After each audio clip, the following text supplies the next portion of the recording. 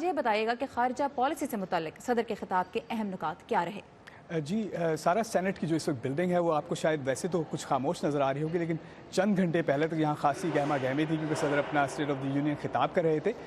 جہاں تک بات رہی بین الاقوامی تعلقات کی، جو ان کے state of the union address میں اس کا ذکر آیا، اس کا احاطہ شاید ایک جملے میں سب سے بہتر کیا جا سکتا ہے جب انہوں نے یہ کہا کہ great nations don't fight unlimited wars, یا جو عظیم قومیں ہیں وہ نہ ختم ہونے والی جنگیں نہیں لڑا کرتی، اور خصوصاً جن ممالک کا انہوں نے ذکر کیا اس میں افغانستان،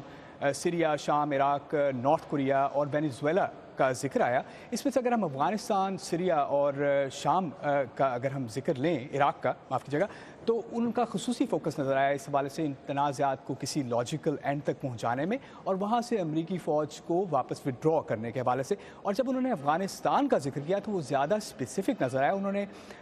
اس بات کا بھی ذکر کیا کہ وہاں پہ جو جاری اس وقت امریکہ کی گفتگو ہے وہ محض طالبان کے ساتھ ہی نہیں ہے، بلکہ جو وہاں دیگر افغان دھڑے ہیں وہ بھی اس گفتگو میں شامل ہیں۔ یاد رہے اس حوالے سے جو صدر غنی کی جو حکومت ہے اس کی جانب سے کچھ تحفظات سامنے آتی رہی ہیں کہ اس وقت امریکہ صرف افغانستان میں طالبان ہی کو انگیج کر رہا ہے اور وہ کچھ لوپ سے باہر ہیں۔ تو اس افغانستان کے معاملے پر ان کا اپنے الفاظ کیا تھے صدر ٹرمپ کے، آئیے پہلے تو وہ سن لیتے ہیں۔ In Afghanistan, my administration is holding constructive talks. Afghanistan میں میری انتظامیہ طالبان سمیت افغان دھڑوں سے بات چیت کر رہی ہے۔ جیسے جیسے یہ بات چیت آگے بڑھے گی ہم وہاں موجود اپنی افواج کی تعداد میں کمی کر سکیں گے اور اپنی توجہ انسداد دہشت گردی پر مرکوز کر سکیں گے۔ ہمیں نہیں معلوم کہ آیا ہم کسی معاہدے پر پہنچ سکیں گے، لیکن ہمیں یہ معلوم ہے کہ 2 اشروں سے جاری اس جنگ میں وہ وقت آن پہنچا ہے کہ ہم کم از کم امن کے لیے کوشش کریں، اور دوسری پارٹی بھی ایسا ہی چاہتی ہے۔ امان یہ بھی بتائے گا کہ شام سے متعلق صدر نے ایک دفعہ پھر اپنے فیصلے کا دفاع ہی کیا، حالانکہ واشنگٹن میں اور خاص طور پہ امریکی سینٹ میں بھی فوجی واپس بلانے کا جو فیصلہ ہے اس پہ بہت تنقید کی جا رہی ہے۔ جی آپ بالکل ٹھیک کہہ رہی ہیں، بلکہ جو ان کی گفتگو تھی وہاں پہ وہ اس میں ایمفسس اسی بات پہ نظر آیا کہ جو شام اور جو عراق کے علاقے تھے جو آئسس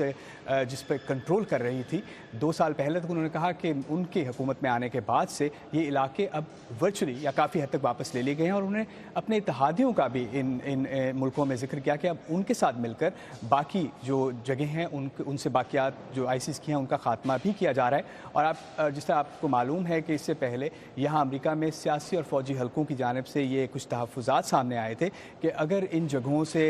امریکی افواج کو نکالا گیا تو middle east, wider middle east اور ان علاقوں میں یا ان ملکوں میں یہ غیر استحکام کا شکار ہو سکتے ہیں۔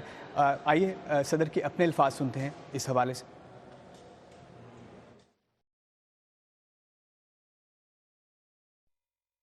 When I took office, ISIS controlled more than 20,000. جب میں نے حکومت سنبھالی تھی تو آئسس عراق اور شام کے 20,000 مربع میل کے رقبے پر قابض تھی محض 2 سال قبل تک۔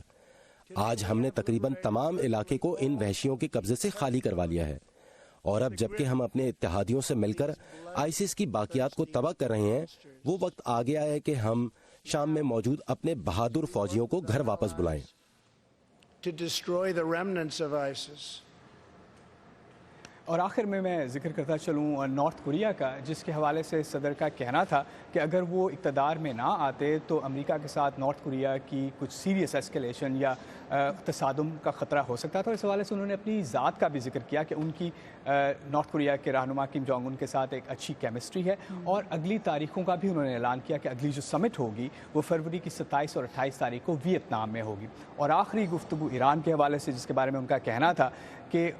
امریکہ کی نظریں اس وقت ایران پر ہیں جو کہ ان کو مسلسل دھمکیاں دیتا چلا آ رہا ہے، اور انہوں نے JCPOA یا جو جوہری معاہدہ تھا اس سے امریکہ کو نکالنے کا ایک بار پھر ذکر بھی کیا۔ جی سارا۔ آلرائٹ، امان حضر ہمارے ساتھ تھے امریکی سینٹ کی عمارت سے۔ تھینک یو ویری مچ امان۔